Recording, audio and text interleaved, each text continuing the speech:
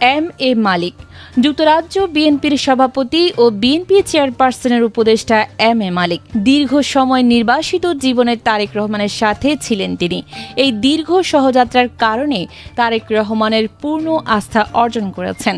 দীর্ঘ ১৯ বছর পর ১৩ অক্টোবর দেশে ফিরে আসেন তিনি। মিয়া নুরুদ্দিন অপু তারেক রহমানের সাবেক একান্ত সচিব, সাবেক ছাত্রদল নেতা ও শরীয়তপুর ৩ আসনের বিএনপি প্রার্থী মিয়া নুরুদ্দিন আহমেদ অপু নিজের ত্যাগ ও পরিশ্রম দিয়ে জিয়া পরিবারের বিশ্বস্ততা স্থানে জায়গা করে নিয়েছেন। রকিবুল ইসলাম বকুল ১৯৮৫ সালে ঢাকা বিশ্ববিদ্যালয়ে ভর্তি হয়ে ফজলুল হক হলে ছাত্রদলের রাজনীতি শুরু করেন তিনি। এরপর হল কমিটির সহসভাপতি, বিশ্ববিদ্যালয় শাখা ছাত্রদলের প্রচার সম্পাদক, নির্বাচিত জিএস এবং কেন্দ্রীয় ছাত্রদলের সহসভাপতির দায়িত্ব পালন করেন। বর্তমানে তিনি বিএনপির জাতীয় নির্বাহী কমিটির ছাত্র বিষয়ক সম্পাদক হিসেবে দায়িত্ব পালন করছেন। তার মেধা ও নিরলস পরিশ্রমের জন্য তারেক রহমানের আস্থাভাজন হয়ে উঠেছেন।